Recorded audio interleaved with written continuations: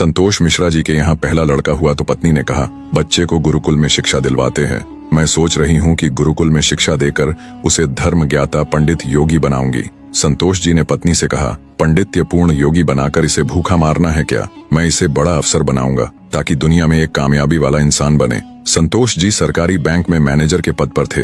पत्नी धार्मिक थी और इच्छा थी कि बेटा पांडित्य पूर्ण योगी बने, लेकिन संतोष जी नहीं माने। दूसरा लड़का हुआ तो फिर पत्नी ने जिद की। संतोष जी इस बार भी न माने। तीसरा लड़का हुआ, पत्नी ने फिर जिद की, लेकिन संतोष जी एक ही रट लगाते रहे, कहाँ से खाएगा, कैसे गुजारा करेगा, और नहीं माने। चौथा लड़का हुआ। इस बार पत्नी की जिद के आगे संतोष जी हार गए और अंततः उन्होंने गुरुकुल में शिक्षा दीक्षा दिलवाने के लिए वही भेज ही दिया। अब धीरे धीरे समय का चक्र घूमा। अब वो दिन आ गया जब बच्चे अपने पैरों पे मजबूती से खड़े हो गए। पहले तीनों लड़कों ने मेहनत करके सरकारी नौकरियां हासिल कर ली। पहला डॉक्टर, दूसरा बैंक मैनेजर, तीसरा एक सरकारी कंपनी में जॉब करने लगा। एक दिन की बात है, संतोष जी पत्नी से बोले, अरे भाग्यवान, देखा मेरे तीनों होनहार बेटे सरकारी पदों पे हो गए ना, अच्छी कमाई भी कर रहे हैं। तीनों की जिंदगी तो अब सेट हो गई, कोई चिंता नहीं रहेगी अब इन तीनों को।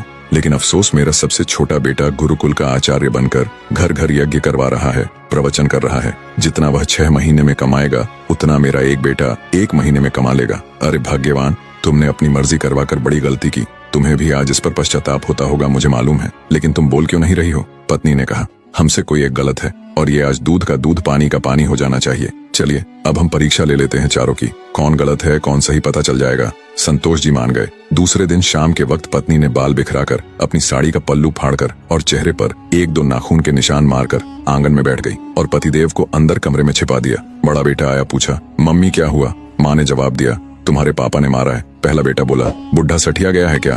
कहाँ है, बुलाओ तो जरा। माँ ने कहा, नहीं है, बाहर गए हैं, आए तो मुझे बुला लेना, मैं कमरे में हूँ, मेरा खाना निकाल दो, मुझे भूख लगी है। ये कहकर कमरे में चला गया। दूसरा बेटा आया और पूछा तो माँ ने वही जवाब दिया। दूसरा बेटा बोला, क्या पगला गए हैं इस बुढ़ापे में? उनसे कहना चुपचाप अपनी बची खुची जिंदगी गुजार ले, आए तो मुझे बुला लेना और मैं खाना खाकर आया हूँ, सोना है मुझे, अगर आए तो मुझे अभी मत जगाना, सुबह खबर लेता हूँ उनकी। ये कहकर वो भी अपने कमरे में चला गया। तीसरा बेटा आया, उसने भी पूछा तो आगा बबूला हो गया। इस बुढ़ापे में अपनी औलादों के हाथ से मार खाने वाले काम कर रहे हैं, उन्होंने तो मर्यादा की सारी हदें पार कर दी। यह कहकर वह भी अपने कमरे में चला गया। संतोष जी अंदर बैठे बैठे सारी बातें सुन रहे थे।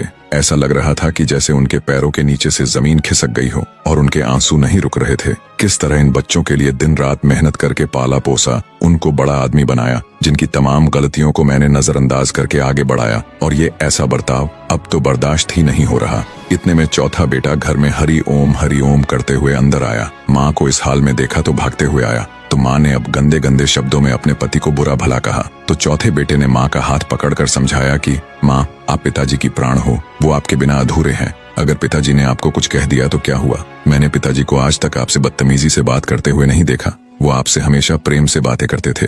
जिन्होंने इतनी सारी खुशियां दी, आज नाराजगी से पेश आए तो क्या हुआ?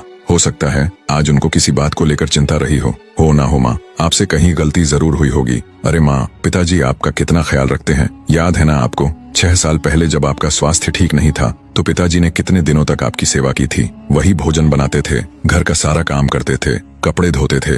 तब आपने फोन करके मुझे सूचना दी थी कि मैं संसार की सबसे भाग्यशाली औरत हूँ, तुम्हारे पिताजी मेरा बहुत ख्याल करते हैं। इतना सुनते ही माँ बेटे को गले लगाकर फपक फपक कर रोने लगी। संतोष जी आंखों में आंसू लिए सामने खड़े थे। अब बताइए क्या कहेंगे आप मेरे फैसले पर? पत्नी ने संतोष जी से पूछा। संतोष जी ने तुरंत अपने बेटे को गले लगा लिया।